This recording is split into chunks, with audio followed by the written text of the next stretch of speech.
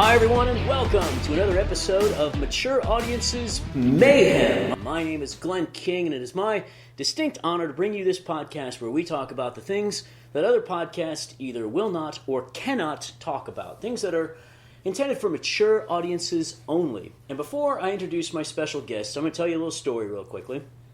A few months ago, a friend contacted me and said, hey, there's a wrestler that you need to check out. You're going to love her. Her name is Scarlett Bordeaux.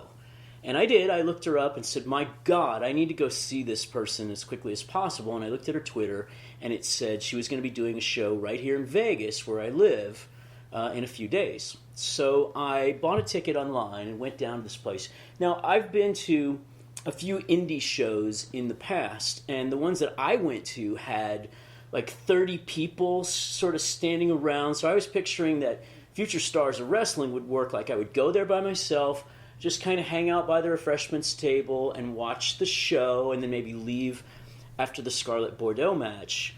But when I got there, I was blown away. It was not a 40 people around a little table. It was an incredible crowd of hundreds of people, packed. The seats were overflowing. When I walked in, there was not even a single seat available in general admission. I had to go back outside and ask the guy in charge if I could upgrade. And then when I did, I found there was really only one seat left in the place, and it was right next to the ring bell. So it was a good thing I was there by myself, because I don't think I could have found two seats. But I sat down next to the ring bell, and then people kept turning around to me and going, "You got this? You got this?" And I thought, usually we charge extra for that. Do you really? I kept thinking to myself, like, what is wrong with these people? Do they think I'm not capable of watching a wrestling show? So then, of course, the referee turns around and says, ring the bell, ring the bell. And somebody else on the other side of me grabbed it from me and went, idiot, and started ringing the bell. But what I want to get across here is that the show was amazing. There was passion. There was intensity. There were fans that were absolutely having a great time, enjoying themselves. Everyone was chanting along with the wrestlers. The energy in there was unbelievable. It was really one of the most fun nights I've had in a long time. If you go to their website, futurestarsofwrestling.com, you'll actually see me in a little video clip, because Jon Moxley, whom you may know as Dean Ambrose, came out at the end of the match or end of the night and challenged Killer Kross. When he came out, so like 25 seconds into this video clip, you can see me with my phone. Anyway, so I wanted to interview the guy who made all of this possible and who is in charge of all this. And that guy is a legend in the city of Las Vegas. Wow. He's a legend in wrestling. Wow. Oh, definitely a legend. I looked you up. Didn't I even make sure I got you the seat? You did make sure I got a great seat. So this guy he did not know me at the time, but he went to the trouble of making sure I had a good seat. He's known as the Vince McMahon of Vegas. Wow. He's the great Joe Defalco. Yes. Joe Defalco. Oh. There you go. A little round of applause for him. That's why I figured I'd come on the show and give you the rub tonight. Thank you very much. Yeah. Help your podcast out a little I bit. appreciate it. It's the kind of guy that I am. Yeah. Well, you're really coming through for me here. You're helping elevate us. Thank you so much for coming on the show. Absolutely. How did this whole thing come about? Well, I've told this story thousands of times. Yeah. I first started being a wrestling fan as a young kid. My grandmother we used to watch it on the Spanish channel from the Olympic Auditorium when I was like 8 years old. And where is this? Where'd you grow up? I grew up in New York City. Okay. And there would be the Lucha Libre show on 47, which was channel 47. My grandmother was Spanish. Right. And she barely spoke any English, but I knew the food terms and I knew the wrestling terms. And we would watch it. And Jimmy Lennon Sr. was the announcer, and Terry Funk, and Chavo Guerrero, which was senior, not junior. Yeah. So this has had to be probably about 1974. And I also watched wrestling on Midnight and WOR, and Bruno Sammartino was the guy, and Stan Hansen, and I remember, the show at Shea Stadium with Andre the Giant, and Muhammad Ali against Antonio Inoki, which was the worst thing ever. Yeah. But time progressed. I moved out to Vegas, and I decided, you know what, I want to do a wrestling radio show. And I probably started that maybe 98-ish, and there was a local wrestling guy in town named Buffalo Jim. And Buffalo Jim started independent wrestling. And it had gone on years earlier where they had some really good shows at the Silver Nugget. And they had an early Rob Van Dam, but they would also bring in Mick Foley and Sabu, who had a classic match that's on YouTube, that they went up the stairs of the Silver Nugget. The Gaming Commission went crazy because Mick Foley pile drove Sabu through a live blackjack table. And you know how the Gaming Commission would be. Right. They're probably worse now, but this was probably in the mid to late 80s.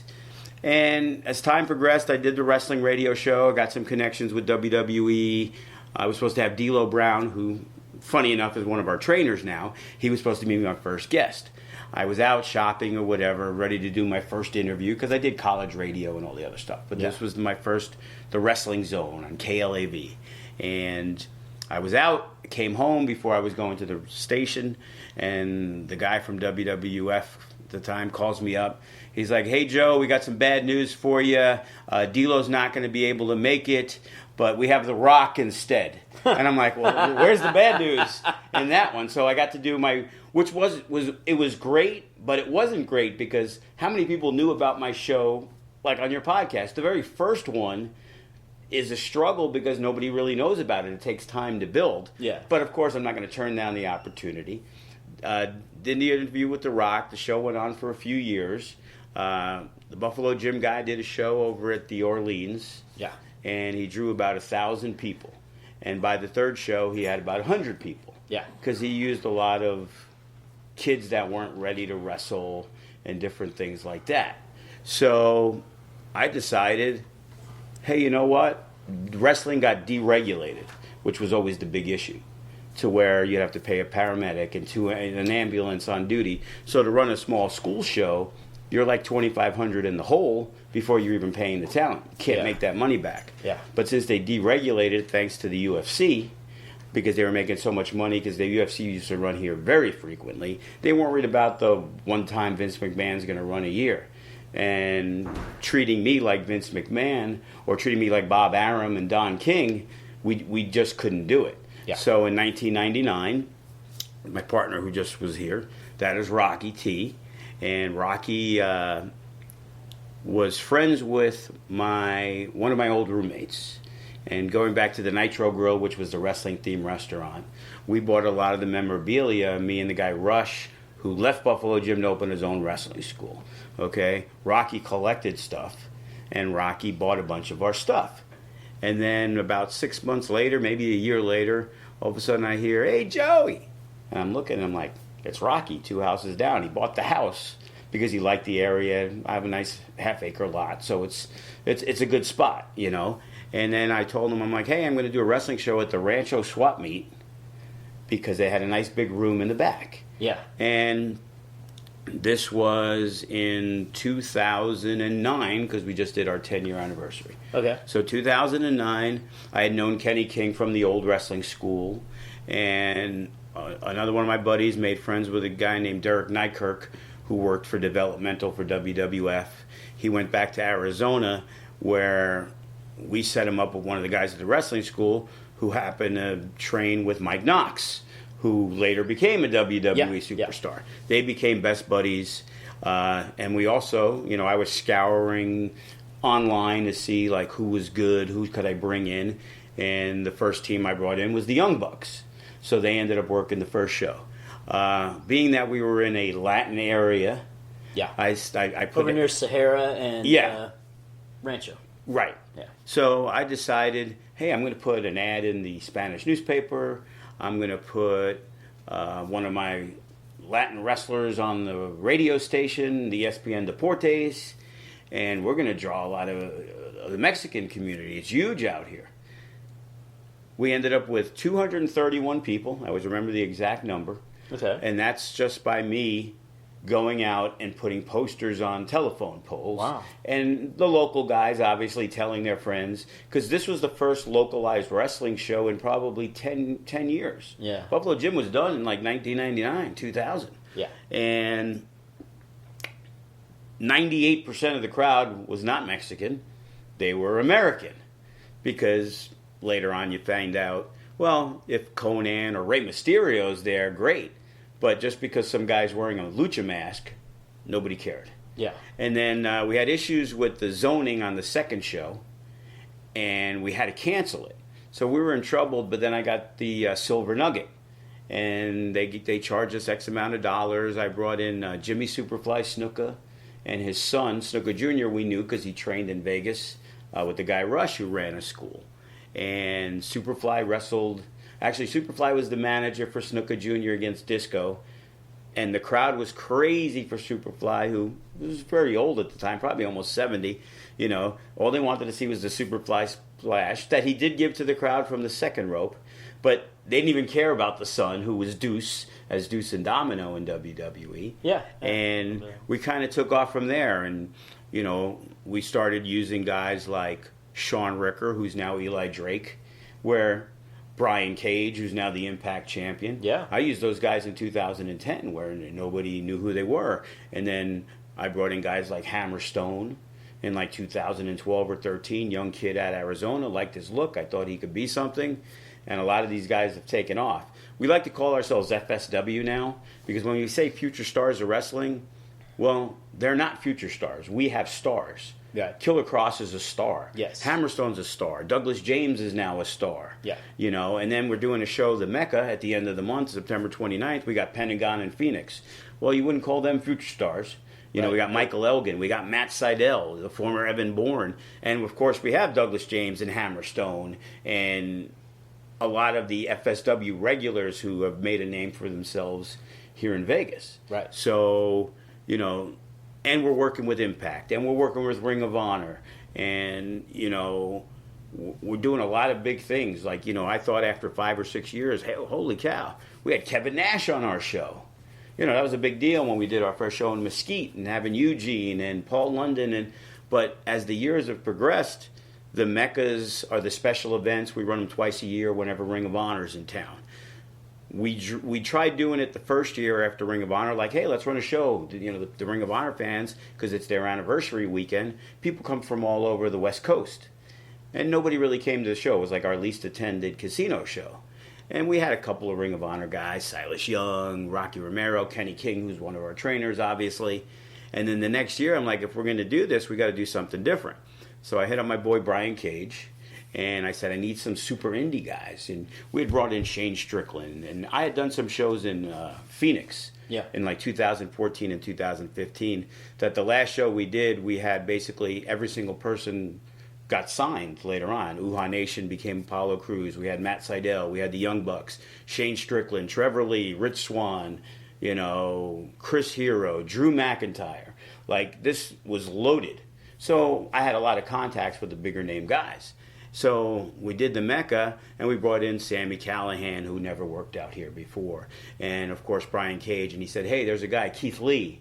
So we're going to have Cage versus Keith Lee. Davey Richards no-showed. We put Callahan in there.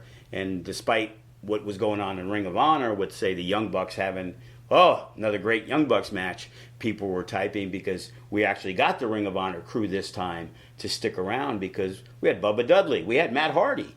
You know, we had Rob Conway. We had all these name guys that, you know, have done huge things in the business. And it was like, wow, we got a hit with this Mecca, which is kind of an offshoot of what FSW was. And now we're doing our 5th one. You know, we've had Jushin Thunder Liger, you know, at the Cannery a year or so ago. And we drew big numbers, and Teddy Hart has now been there, Joey Janela. You know, he met Chris Jericho at the Fozzy concert from that and made a relationship and got on AEW. So we have really made Vegas wrestling relevant.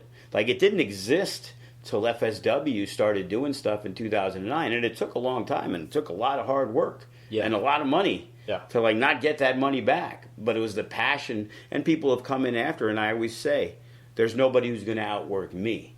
You know, people are going to delegate. And you know what? I learned when I saw a guy hand out flyers when we were doing some small shows back in like 1999, where he took the flyers at the Thomas and Mack at the WWF show, and I saw him throw them in the garbage. And it's like, if I'm going to fail, I'm going to fail because I didn't do enough. Not I thought they were going to do it. That's a bullshit excuse. You know what I mean? So I've worked my ass off for 10 years.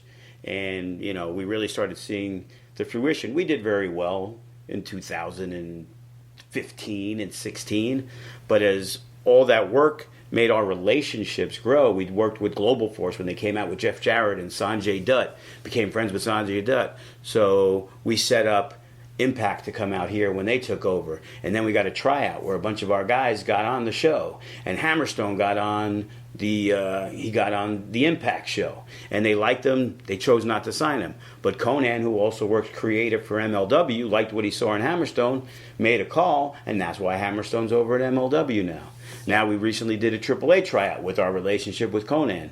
And Damian Drake, Matt Vandergrift, Douglas James, Chris Bay should be on their shows really soon. Just having to get his passport. Other than that, he would have been on the show. So our guys have kind of broadened to have become major league stars. Obviously, Cross has his issues with Impact. But, you know, he's our host for the Natural Born Killer show that's what you came to. Yeah. And that was a show that I had the idea of off Bloodsport. Yeah. To where they did it WrestleMania weekend. And, of course, they're going to get their draw. I decided to do it UFC weekend because our wrestling fans are very loyal, hardcore fans. If we did karaoke night, 50 of them would show up just for it. Right, yeah. So we said, we've got a success with the Mecca. How about let's put Cross behind it? He's the Vegas star. He's got that MMA background. Yeah. We have an idea. And he was all for it. And canceled the booking that he had. And we put together a show. And then he came up to me and he was like, I got a guy that I'm going to work. And at this point, we've gotten Frank Mir and Austin Aries and Dan Severn and Stephan Bonner. Yeah. You know, we've had legit MMA people, like Hall of Famers in Severn and Bonner, and Frank Mir, a UFC heavyweight champion. I met him briefly. Classy, nice, super nice fella. guy. Yes. Dan Severn. Right. So Cross comes up to me into the office and he says, I got a guy I'm going to work. I can't tell you who it is. And it's like, I'm like, what do you mean you can't tell me who it is? I can't tell you who it is. Wow. Put $500 aside. I'm not sure that's when I tell the story of who the guy is that I should say, but you already have said who the guy is when you were talking about the story. So it's UFC weekend. Yeah. So our thoughts are going, me and my son, who does the production, marketing, photography, and all the other stuff. And I'm thinking, it could be like Tito Ortiz. He loves wrestling. Yeah. You know, I'm thinking MMA. Yeah. Like maybe Chuck Liddell. I'm like, could even be Ken Shamrock. You know, but I'm like, Ken Shamrock ain't working for $500. Yeah. So I'm throwing him out, and I'm like leaning toward Tito Ortiz. And then the day of the show, we know we've sold a whole bunch of tickets, but we've gotten through PayPal, we've seen names and who they were. And it was people who would never come to shows before because we did reach, because Fightful.com and all the MMA sites picked up what we were doing, this hybrid pan-craze style of shoot wrestling. Yeah. And we brought in Simon Gotch, and we brought in Ryan Couture, Randy's son, and Gina Mazzani, who fights for the UFC, and her brother Dave, who was the lightweight champion in South Africa for the EFC. And it was like, my son's like, did you see who it is?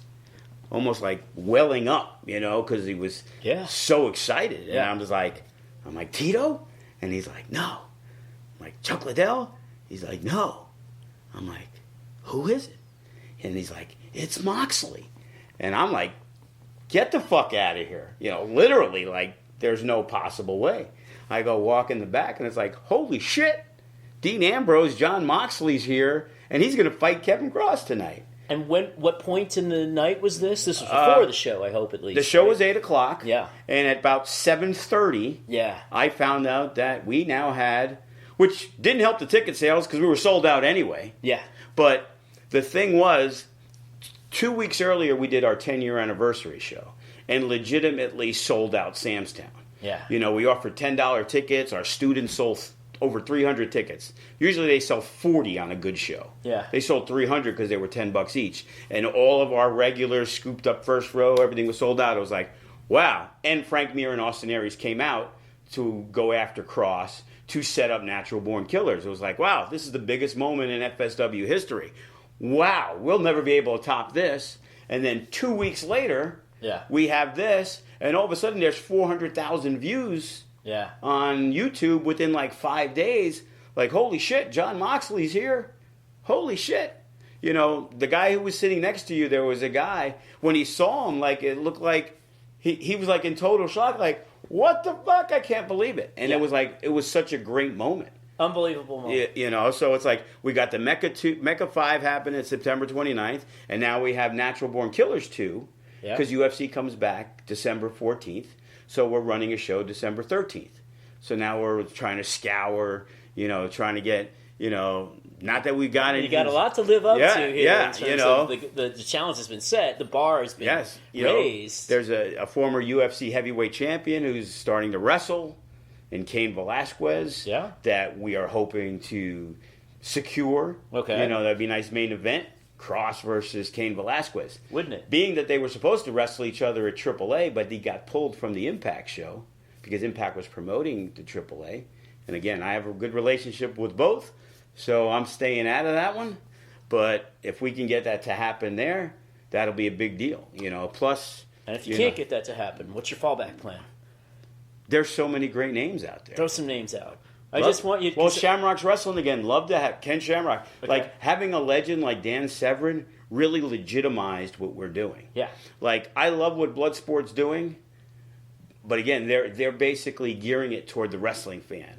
I want the MMA fan to care, because the wrestling fans, if they like what we're doing, they're coming anyway. Like, I know a lot of our fans were like, oh, we'll come check it out, because they didn't perceive it as a pro wrestling show.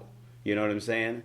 But with Natural Born Killers, we found a niche that we feel is going to make a non-wrestling fan now come to my show. You know, that's how it works. In reality, names can it's do business. It and you know, and we're trying to run a business, and you're trying to make money. Yeah. But again, I said when I first started, if I got my initial $25,000 investment back and broke even, I'd be happier than anything. Yeah. And right now, it's like I have been able to, you know, not have to come out of pocket. You know, we haven't had to come out of pocket in years. You know what I mean? Because it's self-sufficient. We have the wrestling school, which has D'Lo Brown, Kenny King, T.J. Perkins is around, Sin Bodie as our trainers. So Jake the Snake, you know, he hasn't been here in a while, but, you know, Jake is also part of the school. That's great. So, and with our relationships with AAA and Impact, especially them two, you know, Ring of Honor, we help them out when they're out here. We help them, you know, solicit the conversations to get them here. But D'Lo's an agent for Impact. You know, Sean Daivari is back in Vegas, and he's helping train once in a while. Hasn't been here in a little bit, but he's an agent for WWE. So if there's a guy that should be looked at, that's the most important thing for an independent wrestler.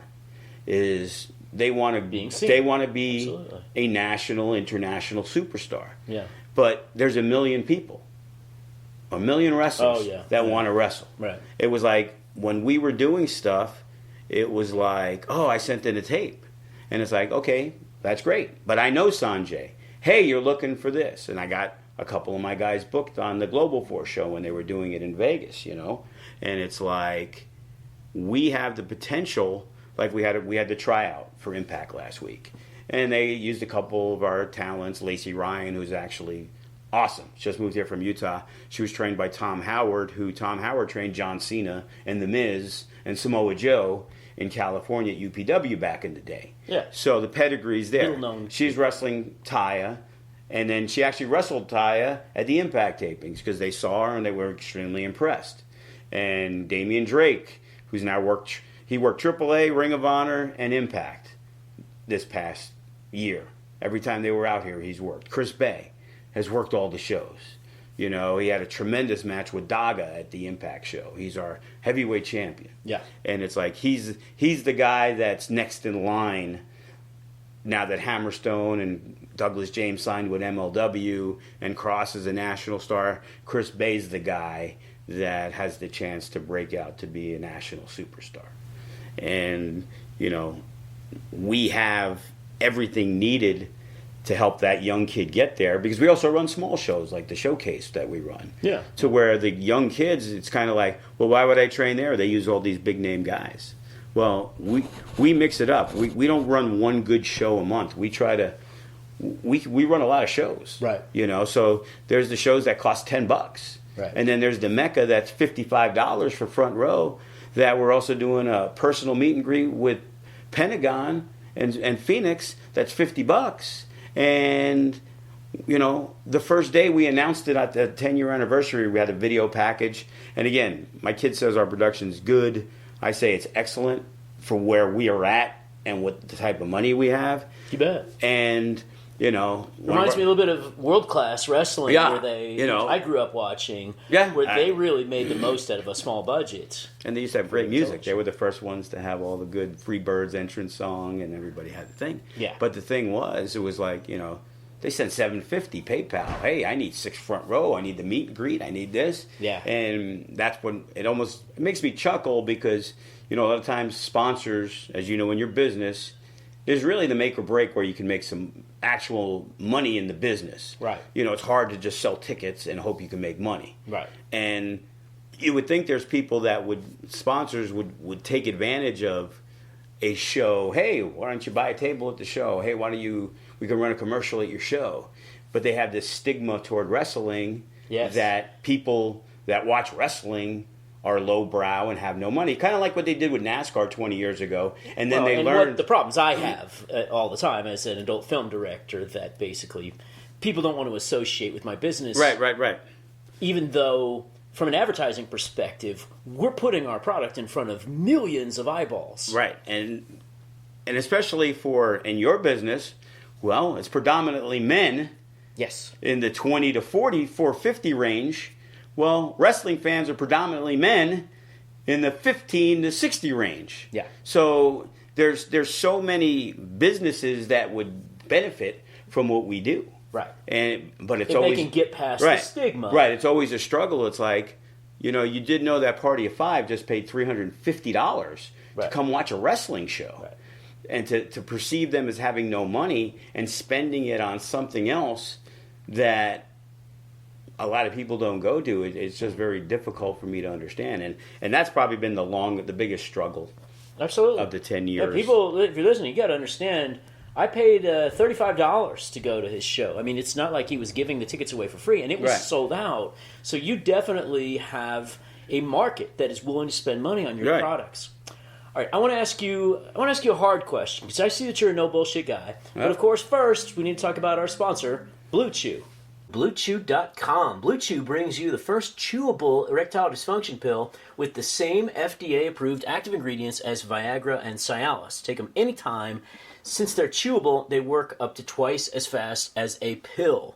I am an expert on this. I am a customer of these guys. I am a 50-year-old man who directs, produces adult videos, and sometimes even performs in adult videos, and I need a pill that is effective quickly. Blue Chew, it works. It's easy to get. It's wonderful. It'll solve a lot of your problems in terms of confidence and performance. It's prescribed online, shipped straight to your door in a discreet package. It doesn't, it's not something other people are going to recognize. You don't have to go in person to your doctor's office. You don't have to wait at the pharmacy. You just go online to their website and you fill in a little box that says, hey, I have erectile dysfunction problems.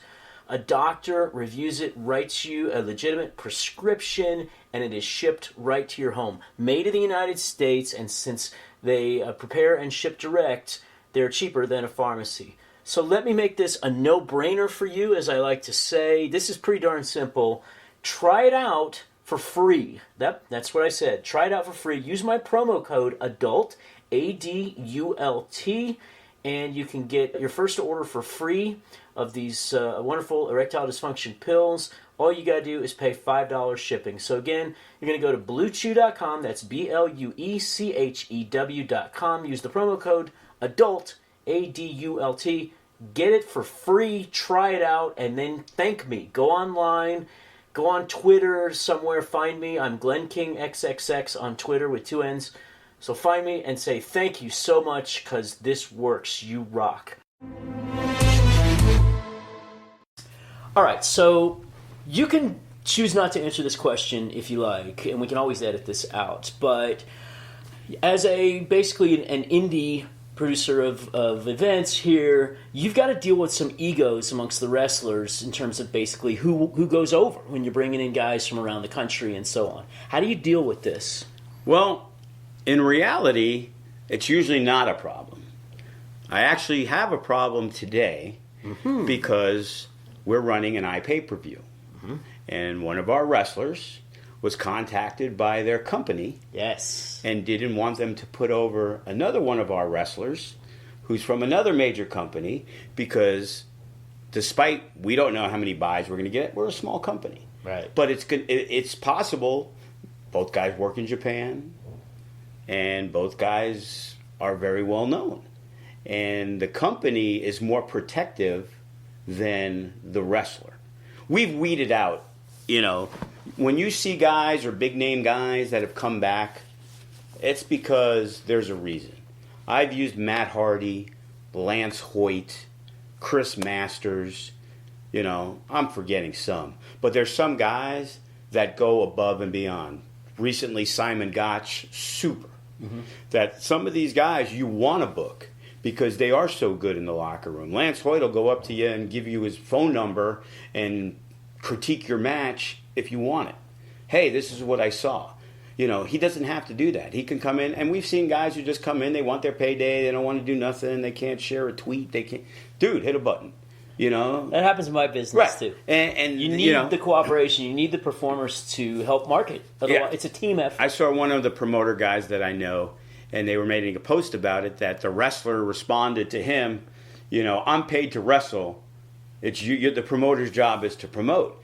But I see that for the people that I hire, the performers sometimes, I immediately cross that girl off my list when I see her saying something like, I'm paid to perform, I'm not paid to promote. Right. And the thing is, if somebody could be paid $100 and somebody's paid $500, the person in your business who's being paid $1,000 compared to $5 probably has a larger social media following, and that's what you're paying for. So if they're not taking advantage of that, well, then they're not worth what the other person's worth. But they build up this thing to not promote it, which makes no sense.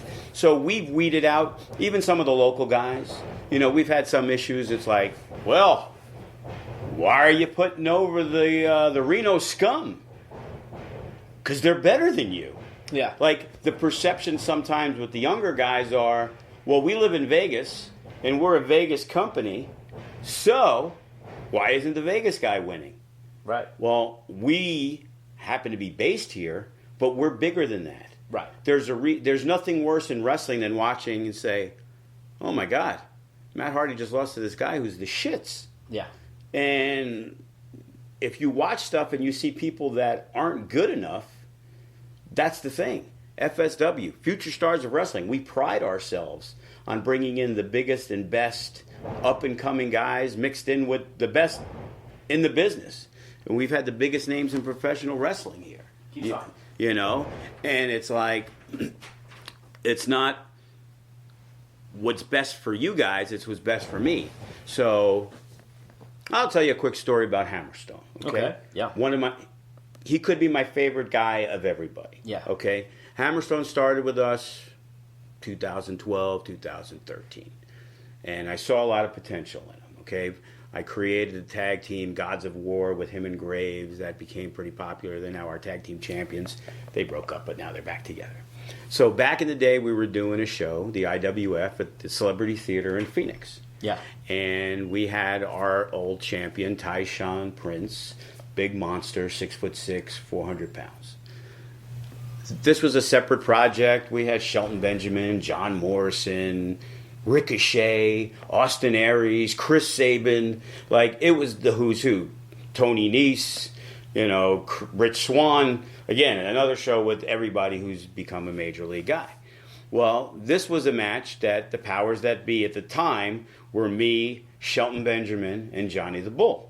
Okay? Yep. And we needed somebody to wrestle Tyshawn Prince and basically get thumped. Yeah. So we need somebody who looked good. Yeah. So I told Hammerstone, we had another guy that Shelton had or whatever. And it was basically a 3-on-1 handicapped squash. Yeah. And afterwards, I was a little disappointed because one thing we saw was like Hammerstone was a young kid getting to be on a big show, regardless of what his role was. And he didn't come. He watched my guys from Vegas who weren't on the show help set up the ring. And he didn't. Yeah. Okay? And it was like when they came back to Vegas to work a show, I took him into the office and I said, I got a problem. Yeah. And it's like, well, what is it? I'm like, well, first off, you guys watched my guys who weren't even on the show. And then his response was, well, you know, I think I'm better than the spot I got. And I said, you're absolutely right.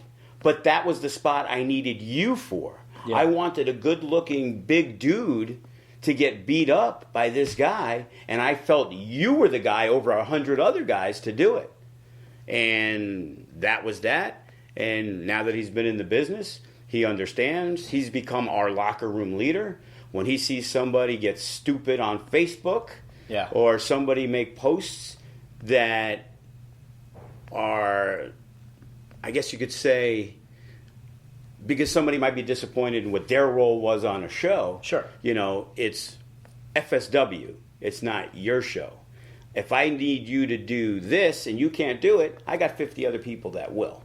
Right. And I'm a guy who, there's been numerous guys who've basically gotten thrown out, that have come back, thrown out, and come back. You know, we say Greg Romero, for example, young kid, 17, 18, very feisty, and we've had our ups and downs. Yeah. But he's grown up, and he got a second chance, and then he got a third chance, and he's still got a fourth chance. So I'm a forgiving guy. But after a while, there's some people that will never come back just because they don't want to do things our way. They just want to do it their way. Yeah. You know what I'm saying? And you have to do it the way we need you to do it. Yeah. You know, like I said, I get emails every single day from guys from all over the United States. It's like, bro, I wouldn't fly you in from Pennsylvania. I don't know who you are. Now, if you happen to be in Vegas and then you send your work and it looks pretty good and we have a school show, absolutely. You know, I get 50 people. Oh, I'm going to be in town for the Mecca. Dude, half my roster isn't on that show. It's all the super guys. Yeah. Like, don't be delusional. That's also the biggest thing in professional wrestling, delusion. Everyone thinks, you know, that they when are you're the here, Rock. you think you're here. Yes, absolutely. Right. Yeah. You know, why don't I have the belt? Yeah. You know, because you're not good enough. Because, again, that's a misconception. Well, you don't win the belt. It's given to you. Yeah, but it's given to you because you're the best person for that job. So that means you do the best job out there, that you make the crowd the crowd is engaged in you, you perform well, and people want to see you. Right. That's why Killer Cross became our longest reigning champion. But it's a marketing issue, right, as much as it is and he was a guy talent and issue. he was a guy who himself did it. Yeah. You know, we put him in a good position. Like, initially, Cross was my personal bodyguard, my assistant. Yeah. Okay, we were working a little feud with my partner. Okay. Okay, and there was like some of the rejects, guys that were kicked out, and guys that we felt had potential and didn't do anything. So I used to have beef with Sin Bodhi and a couple other guys. So Kevin Cross was my guy that I had brought in. So Rocky's. This is your on-screen persona. Correct. You're not behind the scenes. Right. But I did have a lot of issues with some of them, you know. Right. But we worked it as an angle because it works better because the promo I cut is how I felt. Like, there was one guy who we all felt, had the potential to be the next heavyweight champion. He was a tag team champion, had a lot of charisma, personality, and he just didn't put in the work, and he was content with just being pretty good. Yeah. And it was like, well, you're the biggest waste in FSW history. You know, we thought you'd be the heavyweight champion. Now you're just bouncing around like a reject. You know what I mean? And it's like, that's how the thing worked. And I had heart issues in 2014. So I had to get a couple of stents in. So I didn't miss a show. I had stents put in Monday. I got out. You didn't miss a show. No. I got the stents. One day I went to the quick care. Yeah. Hey, you need to go to St. Rose. I went to St. Rose. Yeah. Got the stents in Tuesday. Yeah. Having issues like, when am I going home? They let me go home Friday afternoon. Yeah. And I was at the show Friday night. Okay. So Oh, hold on, let me stop you for a second there, Joe. I definitely want to hear the rest of the story. But first, I got to tell you about a couple of our other sponsors. You're going to like these guys. Savage Sin Clothing and Sext Panther. Let's talk about Sext Panther. Sext Panther is SEXTPANTHER.com, sextpanther.com. Sext Panther is the way that you can establish a real relationship with many of the people that have been on my show. If you're a regular listener of the show, you have heard many adult film stars on the show and you've fallen in love with them. You've said, I really want to get to know that person. The way you can do it is at Sext Panther. Sext Panther enables you to talk on the phone with your favorite performer. Sext Panther enables you to exchange texts. It also lets you send videos and pictures and lets her or him or whoever you're talking to send videos, pictures, talk to you on the phone as well. It's pretty awesome. It's a lot better than the old days when you had to just kind of wonder what somebody was like. This is your way of getting to know your favorite performer and also to support your favorite performer. And if you're a performer who listens to the show, which I know quite a few performers do listen to the show, entertainers of all kind now, you know, Sext Panther is not just limited to adult, but Sext Panther is a great way for you to establish a real bond with your fans. Don't just, talk to your fans from afar. This way you can actually speak to your fans, you can text with your fans, etc. And you can charge a fee for this, so you can separate the non-supporting fans, non-paying fans from the paying fans. So whether you're a performer or whether you're a fan, check out sextpanther.com today. That's SEXTPANTHER.com. Let's talk about Savage Sin Clothing. I love Savage Sin Clothing. You will too. Check it out at SavageSinClothing.com. That's SAVAGESIN Clothing.com. Why do I love Savage Sin Clothing? Because I seriously need help picking out clothing. I want to look cool, but I just don't know how to look cool anymore. And the place that I go is SavageSin.com to do so. Now, you got to go check out their website. If you've looked at this before, it's time for you to go back and check it out because they just redid their site. Very cool. It says, "Are you savage enough?" on the front of the page here, and then you go in and it talks about in the About Us section. I love these pictures. Savage Sin, created from the collision of two worlds, MMA and XXX. We get real, raw, and wild with our range of unique apparel, including men's and women's clothing, accessories, and more. Instead of offering you the same cookie-cutter, dull products, we go the distance, giving you the most savage and sinful lifestyle choices. I think that says it all right there. So if you want to look cool, if you want to find great clothing that you can wear at the mall or wear to the gym or wear out or wear anywhere and feel like I'm contemporary, you need to go to Savage Sin Clothing and check it out. And again, let me make this a no-brainer. Like, dude, don't miss out on this sale before it's too late. You can use the promo code KINGSIN, that's KINGSIN. You are not only going to get free shipping, I can't even believe I'm saying this. You're going to get 40% off on your order. 40%. That's almost half. So get in there. Take advantage of this offer. SavageSinClothing.com. Okay, please continue. You had heart problems, you had stents put in, but you didn't let that cause you to miss 1 minute of a wrestling show.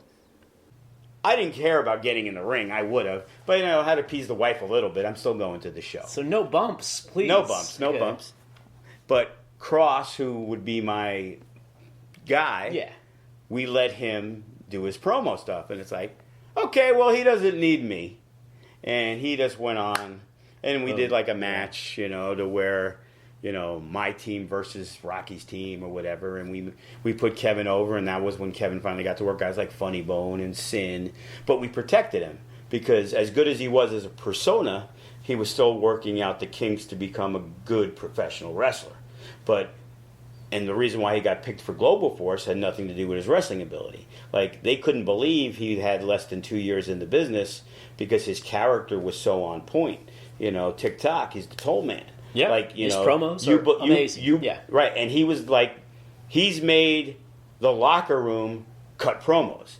All our guys, not all of them, but a lot of them do promos now because of the fact that they saw how Cross, because WWE's watching, they see things.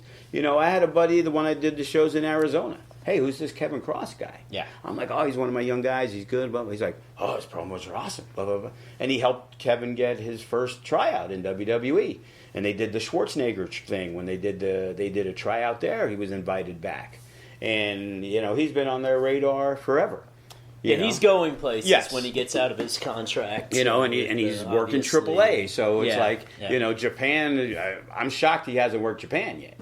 You know what I mean? So it's like, just with that, there's so much going on. And that's the passion I have. And when I deal with my son who thinks, hey, when Dad kicks it, I'm taking over. You know what I mean? And I recently had the bypasses and stuff, and it's been 8 weeks, and I feel really good and everything. So he's rooting for your help, but at the same time, sort of rooting just in for case you if something happens, he wants to make sure. Yeah. And it's like... I tell my dad stuff like that all the time.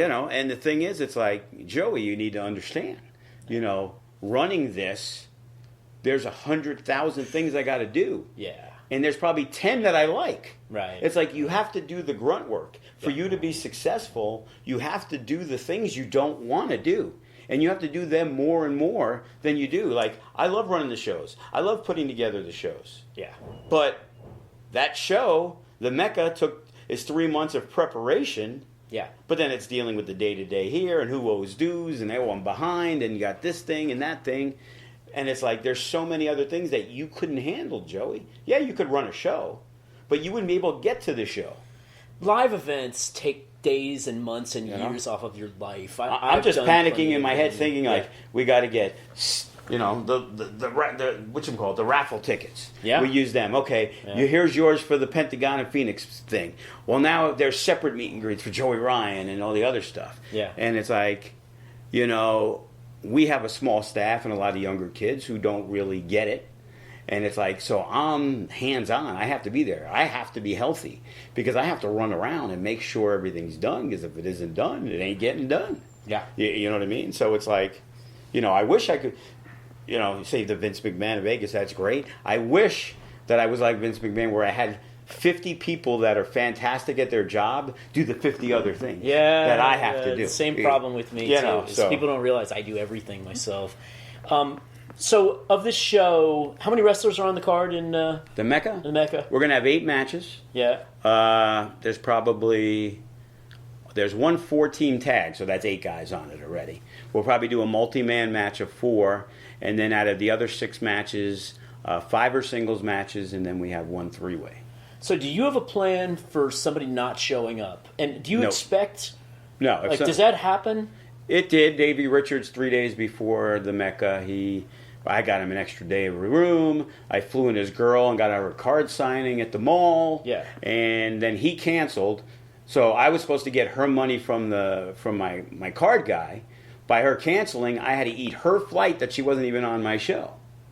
And I had to eat his flight. Yeah. I got the money back from the deposit. Big deal. Of course, I'm not going to pay you. You didn't work the show. Of course. But, yeah. But you put effort and time, and you put them on the promotional materials, probably. And again, Davey was supposed to wrestle Sami Callihan. Yeah. So we put Callihan in with Cage and Keith Lee, and it turned out to be better that Davey Richards didn't show up. And you make do. There's been plenty of times in the early days, mid days, we've had guys that were stuck a couple of months ago. They're like, we're stuck in Prim, the car broke down. Or... Brian Kendrick was working a show with Sean Ricker, who's Eli Drake. And there was like a tar spill by Prim. And they ended up coming here, but they got here like an hour and a half after the show started. Uh-huh. So like everything had to be moved. Yes, you just move things around. So yeah, they just have to be. Guys have not made a flight. The last Mecca Callahan didn't make. He worked like 4 matches on 2 shows. And he said... Hey, bro, I'll owe you one that I'm still waiting on. Sammy, if you're listening. Uh-huh. I saw him at Impact. Oh, yeah, okay. He's the hardest guy to reach. But he offered to not show if it was okay with me. It was like, hey, you know what? It wasn't a great draw. It was September Mecca, and Ring of Honor did really poorly. And it was just like, you know what? I'll save the money. Because I got Southwest, I can use the flight again. You know what I mean? And it's like, again, make and do. You don't want to. But in most cases, like the Meccas, other than those 2 issues, we've done 4. And one guy has missed one and one other guy missed another. Now, beforehand, the Mecca that we did with Jushin Thunder Liger, I had guys like Sami Callihan, Brian Cage, Willie Mack, Kevin Cross all booked. And then Lucha Underground decided to film their final season, and it was that weekend was one of the dates. Yeah, and they have these contracts right. with these guys. So I had to scramble. I had 3 weeks' notice, yeah. But there was guys that we'd already announced, and that's when I ended up getting Teddy Hart. And then I'm like, hey, because Joey Janela had hit me up, and I'm like, hey, Joey Janela, you want to work? Blah blah blah. I got a spot for you. You know, you can work Teddy Hart, which ended up being probably the match of the night. So it's like there's so much great talent out there. It's crazy. But so like in my business, I get fans all the time who say, Glenn, why haven't you shot so-and-so? She's perfect for you, or she's such a big star. And I want to sort of explain to them that because I don't want to pay for a plane ticket and have her not get on the damn plane and then have me stuck with the plane ticket and have already paid the makeup artist and everybody for the day. Are there wrestlers that you just don't book because of the reputation? There's reputations. Yeah. You know, and when you have a reputation, Davey Richards, for example, had a reputation. Yeah. But he seemed to be a lot better. Yeah, I get that a lot okay. too. The girls will tell me that I was in a bad place, but now... And he no-showed. Yeah. And it was Ring of Honor weekend, and Davey was very well known in Ring of Honor. He was their champion. And I talked to Kenny, and I was like... And he laughed, because he's friends with Davey. Like, oh, that's a shock. And then he'd like tell 3 other guys in the locker room, hey, guess what? Davey canceled. And they all laughed like, ah, because they kind of expected it. Yeah. You know? But you've heard things on certain people, like Simon Gotch, for example. I've heard a lot of negative things. He trained in NorCal. Our ex-trainer, Mike Modest, was one of the trainers at APW. He started his own school. Simon Gotch went over there, and he basically got motherfucked by the whole NorCal thing. So I saw he was doing some good stuff, and so I brought him in for Natural Born Killers. He always seemed pretty cordial to me, blah, blah, blah. We met him. One of the nicest, coolest guys I've ever met. Like... wrestling-wise, the knowledge, he keeps up with stuff. He knows everything that's going on everywhere. Yeah. And I'm like, wow, here's a guy who had a miserable reputation who I found to be one of the best guys I've ever met in the business. So, you know, and again, to each their own. You know, I can get along with you great, and you get along with me great, but you might be a douchebag to that guy because he's a douchebag to you, and not everybody's a douchebag. That happens. You know what I mean? I'm sure there are certain wrestlers that you're the so-and-so whisperer. Right. And universally, like, jokingly, I'll say something, like, Lance White's not the nicest wrestler I met. Like, Lance White's the nicest person I met. Yeah. You know? And everybody will laugh because it's true. He's just, like, the nicest guy, goes out of his way for people, you know, always willing to work with you. You know? John Morrison, another super guy. Like... when sometimes the superstar level guys, you try to hit up for stuff. Like, hey, can you cut a promo? Can you do that? Oh, yeah, I'll get to it. They don't. Or they don't answer the phone, and they'll get you back whenever they feel like it. Like, John's a guy you call, and he'll call you back. Hey, what's up? Hey, can you do a promo? Hell yeah, what do you need? And then, you know, it's happened 5-6 times. Maybe one time he kind of forgot, and then when I said, hey, can you get that promo? Oh, yeah, I'll get right on it, and he sends it right out. Yeah. So, and again, those are the guys you want to have on the show because you want people, regardless of the fact, they're getting paid their money no matter what. Right. Now, like Matt Hardy made FSW a bigger name. He won the title from us here at Sam's Town, and he treated it like he just beat the Dudleys and Edge and Christian and the TLC at WrestleMania. Yeah. He cuts the promo. Oh my God, he was so excited. That's great. You know, and then this guy's got, 750,000 followers, and he's putting it over. FSW, FSW, FSW. So it's making more people have eyes on our product. Yeah. And I'm very proud of my product, and I feel if you watch it, it's like trying to get those WWE fans. You hand them a flyer, they look at it, and they throw it away because they don't know who Hammerstone is. They don't care. They didn't know who Cross was. They don't care. Yeah. Oh, Matt Hardy, now they might care. Yeah. So getting those people to show up once, I personally believe if they're true wrestling fans, I could make a fan for life. Yeah. And that's why we have a good core of fans that are, no matter what, they're always here. Yeah. You know, and there's some that'll even come to the small show where a kid who's never had a match before, who's got 4 months of training, and we're giving him an opportunity to see what he can do, and they'll come and support it. Like, they're so supportive. Those are the coolest ones. Yeah. They should. Yeah. All right, one more topic I got to cover with you, and that's because this is Mature Audiences Mayhem. Oh. we got to talk about women's wrestling, and you as a promoter slash owner slash all these things. There's a line that you have to deal with where you want to promote adult themes for women's wrestling to get people to come, but at the same time you want families to be able to watch the show. So I perceive ourselves as like PG-13. Yeah. We get a little risque. If a girl's got short shorts on, I'm not going to tell her you know, Shelly Martinez used to work for us. And a lot of times people were like, some people, you know, the good Christians, yes, you know, oh my God, her ass cheeks are kind of sticking out. Yeah. It's like, relax, it's wrestling. Yeah. It's, you know, they're short shorts. The bad Christians like myself, that's why we watch the right, show. exactly. So, you know, you can give up a couple of good ones for a lot of bad ones, you know. The idea is to try to entertain. Right. We don't do anything that's so offensive.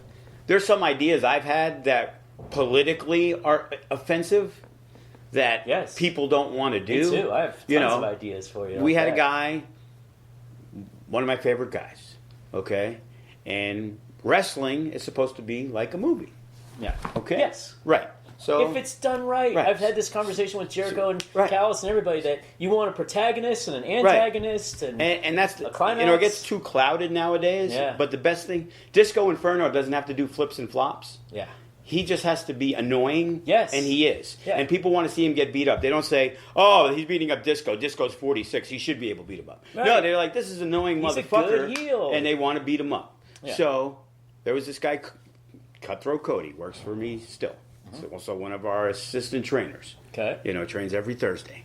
And Cody was a little chunky. He used to be Crash Test Cody. Because the very first show we did, he was at a different wrestling school, because we didn't have one. And I needed some guys for a battle royal. Yep. And there was this big Samoan guy, Reno Tafuli. Okay? Big 450-pound, one of the strongest Samoan guys I know. Right. So he takes Cody, and he choke slams him basically onto the apron out.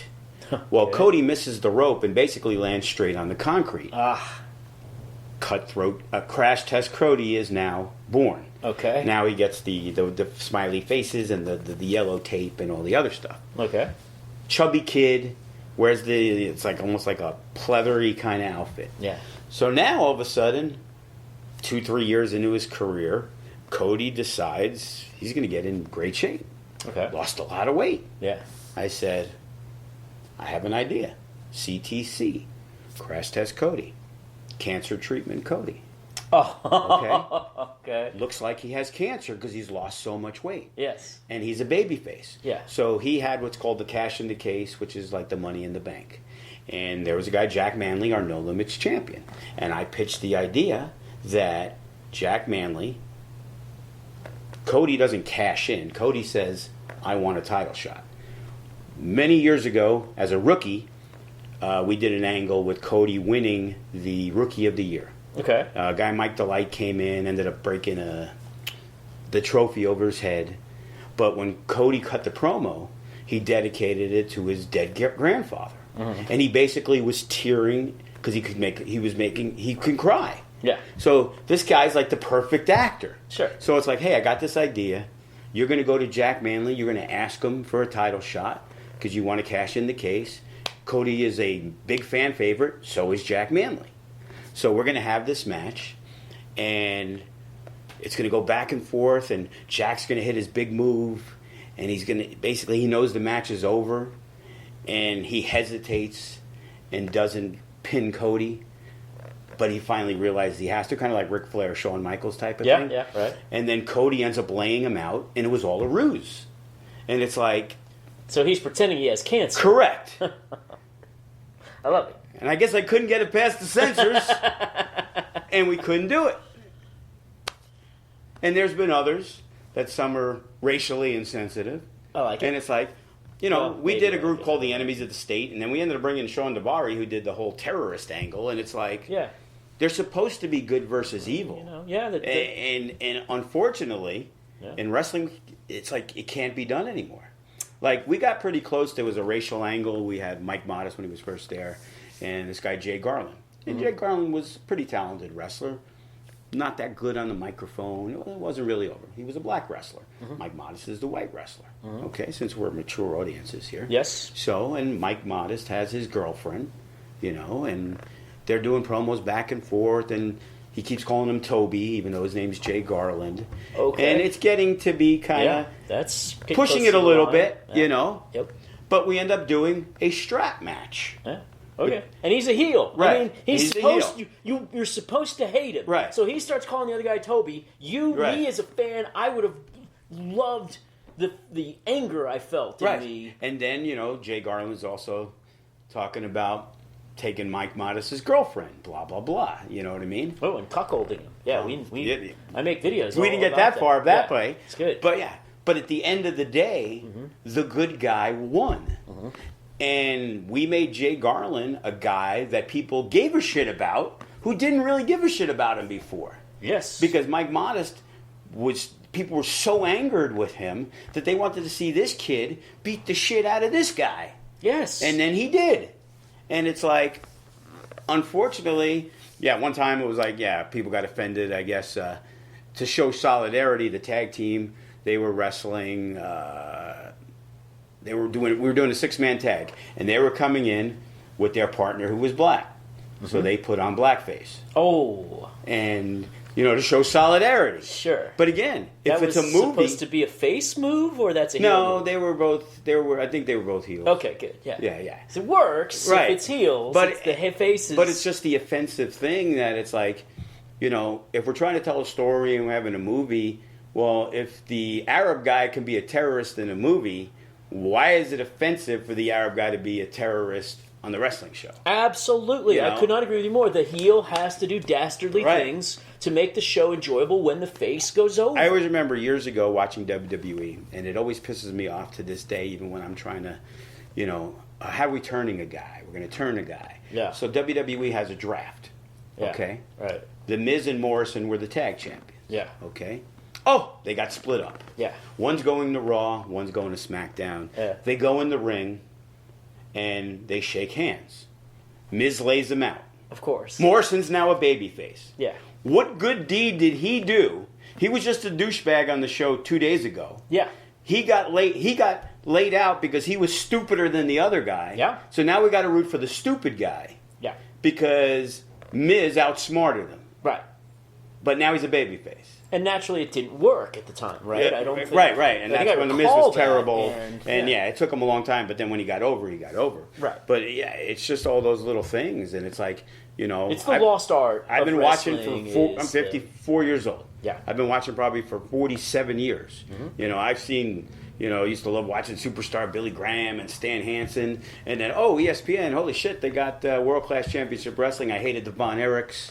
You know, I remember... you hated the Freebirds, you mean? No, I hated... I was always the heel guy. Oh, you were the heel guy. I went nuts when Ultimate Warrior beat Hulk Hogan because I hated Hulk Hogan. Yeah. You know, I always liked the Skandar Akbar stable of monsters. I didn't like him. I wanted the Kabuki to win. Yeah. And, I like those guys. But I do remember the first time I ever watched wrestling, or I got into it, was when Santa Claus got in the ring and attacked the Von Erichs. And I was like... Yeah, which they've recreated with Mick Foley and Austin as the Santa Claus. Well, does anybody have any new ideas? Really? No, and that's the thing. Like, hey, I remember this finish in, you know, Rick Rude and Ultimate Warrior, that's how they finally got Ultimate Warrior to be pinned.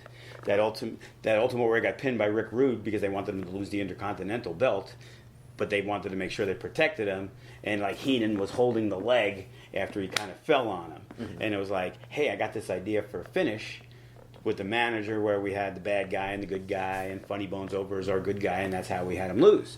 But it was like, oh, that's a great idea. I was like, well, I didn't think of it. I just rehashed it because it hasn't been done in so long. You know, and that's the best thing in wrestling, not seeing things that you haven't seen in so long, because it's almost impossible to see something that is like, oh my God, I've never seen that before. Yeah. It's occasional. Yeah. You know, you could do stuff.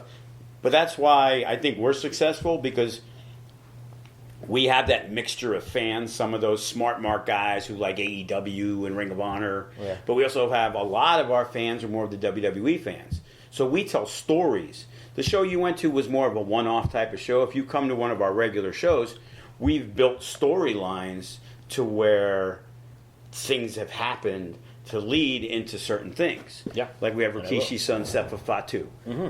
Excellent. Yeah. You know, he won the Nevada State title against Graves. Graves was our first ever Nevada State champion. Yeah. Rikishi came in the ring. It was great. He showed up to see his son win the belt. Yeah. We turned him babyface because he was the heel and Graves was the face. Mm-hmm. Unfortunately, they were starting to cheer Sefa a lot. So it became like 50-50. And Sefa had a manager who was a total heel manager. So Rikishi gave the manager the stink face because, you know, he took all the credit for winning and your family's garbage and blah, blah, blah. So Sefa's over. Graves stays into the side of the ring. And then Sefa and Graves shake hands, solidifying the whole babyface thing. As months go by, Graves kind of helps Sefa a couple times with his feud with Hammerstone because that was Graves' old partner. In turn, we do a no DQ match. Graves looks like he's coming in to make the save because Hammerstone has his partner. He lays out Sefa, reunites with Hammerstone, and now Graves turns the heel. Mm-hmm. And now it's like, oh my God. And then Graves earlier that night won the cash in the case. I would have loved this. And then they attacked the babyface 1% tag team champions. Yeah. And after they defended their belts in a great match, they lost the belts in 5 seconds because they came in, cracked the thing over his head, ring the bell, 1, 2, 3, which made Hammerstone the Nevada State champion and the tag champion. And people were pissed off because Hammerstone draws that heat as a heel. Yeah. And people were like, and Graves was like one of the most beloved fan favorites we had. Like they never expected him to turn on Sefa, and that's what you got to do. You try to keep the fresh matchups because we have a lot of guys who've been here for 7, 8 years. Like, how many times can the same guys wrestle each other? Right. You know what I mean? Yeah, you have to. And we have a large core roster of a lot of the same guys, so it's always trying to reinvent and do things that keep the crowd engaged. Yeah. And, you know, I think we do a good job. So let me pull you back to the women again real quickly. Oh, yeah, we didn't get to that. Because Scarlett Bordeaux and Katie Forbes, you're familiar with Katie Forbes, yes. I'm sure. Yeah, she trains here a little bit. Oh, is that right? Great, yeah. Great. Maybe I can get her on the... Maybe you can help me introduce me to her and get her on the podcast. Yeah, absolutely. Because I would want to ask one of these two about... They're going the opposite direction of the political correctness pole of the wrestling industry, where the girls want to be athletes and wrestlers instead of not divas. Objects, yeah, or objects. Not objects. Right. But Scarlett, to some degree, and Katie are embracing their objectness. Because everybody's looking to get booked. Yeah. And the sex appeal is always going to sell. Yeah. You know, the one thing that we always heard in FSW was, oh, the show was great. When are you going to have some women on it? Because like for the first 5 or 6 years, we had no women. Yeah. Then we finally started incorporating. Now we got a whole roster. Yeah. And then we had Heather Monroe from California came in, and we have Maserati, and we have Sandra Moon, and then we brought Taya in because she's John Morrison's wife. Right. And she ended up winning the belt. Sure. Because we felt her being the champion helps solidify the women's championship. Yeah. Because some of the younger girls need to get better. And now we have one of the top 5 women wrestlers in the world, maybe top 3, between her, Tessa, and a couple others. So now we have so many belts, it was okay she can't make a show because obviously she's a bigger name star. She wrestles AAA, she wrestles Impact. Can't have her on all these school shows. Sure. And she's probably priced out of the school shows. Yeah. She gives us a deal, but the deal ain't that great to where we can really afford to pay her to wrestle a random girl here. Yeah. And now we got Lacey Ryan, who we talked about a little earlier, that she's from Utah, and she comes in and she brings it. Yeah. And I'm very excited about that. Match may steal the show at the Mecca because these 2 girls, 2 women, they fire away. Their match isn't about sex appeal and who looks the best. It's like, I've always been very stern on how I'm going to present women's matches. Just because a woman's wrestler is a wrestler and she wants to work, they have to be equally as good. If you're not, as a man, good enough to be on my show, just because you're a woman, why should you be? You know what I mean? It's like the fans, especially the guys, obviously, they love to see the women. Yeah. They're more forgiving.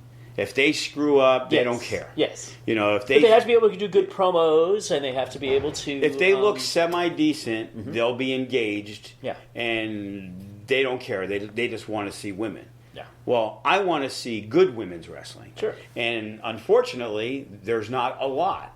And sure, I can bring in 20 girls that are, but again, they become costly, and you got to fly them in.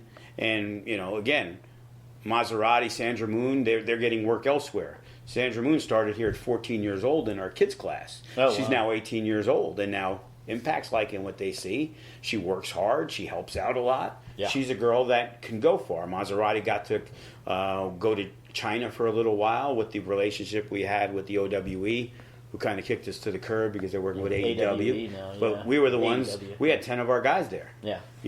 And she was the first woman that Yeah. got to go over there and do stuff.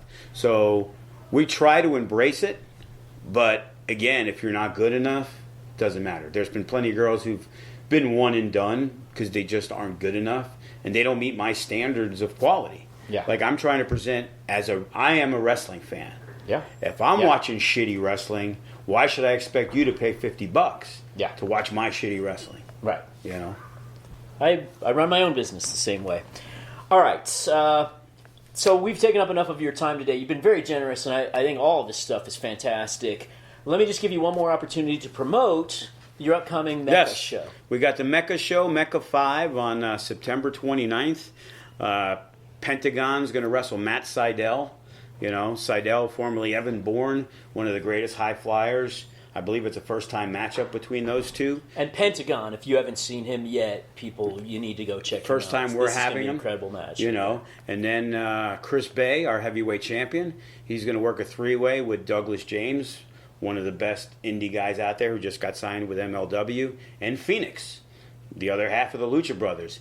And if that match don't kill it, I'll be shocked. Yeah, fun to watch. Fun to watch those and guys. then we got a battle of two big guys, Hammerstone and Elgin. Elgin's blowing up. People, you're going to want to see him. He killed it in Japan. He killed it in Ring of Honor. Had a little off time, but he's a superstar in the business. Taya against Lacey Ryan.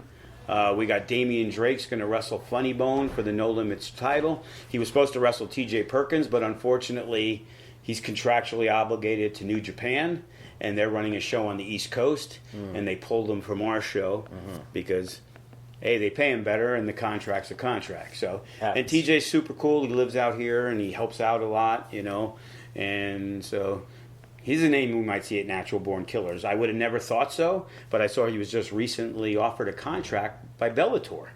Oh, wow. Well, then, if he's offered a contract by Bellator, I think I want him on my Natural Born Killer show. Right. So I'm trying to lock in the date with TJP for that, too. So. Yeah. And then we have the Natural Born Killers 2, the follow-up to the hugely successful Natural Born Killers, hosted by Killer Cross. Hopefully he brings Scarlett with him again. I'll be there. If he does, I'll be there. I'll be there either way. And that'll be Friday, December 13th, and coinciding with the UFC event that'll be here in Las Vegas the 14th. So if people want to buy tickets to the Mecca event, they do it at futurestarsofwrestling.com. Correct. If they want to see, you have a pay-per-view going with that one? Yes, on Fight TV. Yeah. Fight.tv. It's going to air live. So this is the first time, we've filmed the pay-per-view and aired it a week later. Yeah. But this is the first time and we've done a couple things on Twitch, but this is the first time we are going live on pay-per-view, and it's a super card, so hopefully we can, get some people to check us out. Hopefully the wrestlers are promoted and say, hey, Matt Seidel, hey, I got a big match with Pentagon, so maybe somebody who likes Matt Seidel from Pittsburgh who doesn't know what FSW is sees Matt Seidel, who he does, so it's not like, hey, I'm calling him out. A lot of our guys are good. They're, I've seen Pentagon, Phoenix, Gotch, Elgin, all those guys, retweeting the fight stuff and things like that. So hopefully it's the start of more big things to come, because we're looking to really do more than one Mecca every 6 months when Ring of Honor's here. Absolutely. Hopefully AEW comes back again. They're supposed to for Double or Nothing. We were scouting around for things, looking at maybe a Sunday show, but we believe that Friday night, it works in Chicago with AEW, which is a very big company out there, that they run the Friday of AEW weekend and draw big numbers. So we're definitely interested. And if you're a fan of the show, you're listening right now, do us a favor, give them a follow on Twitter and on Instagram. Yes, FSW Vegas. FSW Vegas, so you will be able to see what's going on with them and keep track of their upcoming shows and help them spread the word, because that's what all these guys need is everyone's generic or organic help in spreading the word. This is a very fun wrestling organization to watch. They are amongst the very best in the world. Now, just a quick reminder for you that my name is Glenn King. My Twitter is GlennKingXXX. That's with two N's, so GLENNKINGXXX. I should probably get a second Twitter, maybe one for the podcast, since I'm sort of separating my life as an adult film director from my life as a podcast interviewer a little bit these days. But for now, that's how you can find me on Twitter. Of course, you can find our podcast everywhere. We're on Spreaker, we're on TuneIn, iHeartRadio, YouTube, iTunes, Google Play, Spotify, everywhere. We do appreciate you listening, and we would love it if you would click that subscribe button and give us a 5-star review. And also, if you want to send us mail, we have an email address now. It's mail@matureaudiencemayhem.com. So give us a shout. Let us know who you want to see. If you are a wrestler or an entertainment person of any kind and you want to be on the show, get in touch with us. If you want to sponsor the show, get in touch with us. We would love to hear from everybody with your thoughts on the show. Thank you so much, Joe Defalco, the Absolutely. Vince McMahon of Vegas, yes. The legend of Always business. puts a smile on my face. There you go, Joe Defalco. If I only had 1/10 of his money, I'd be an extremely happy man. Wouldn't we all wish for that? There you go, everybody, Joe Defalco. All right. Thank you so much.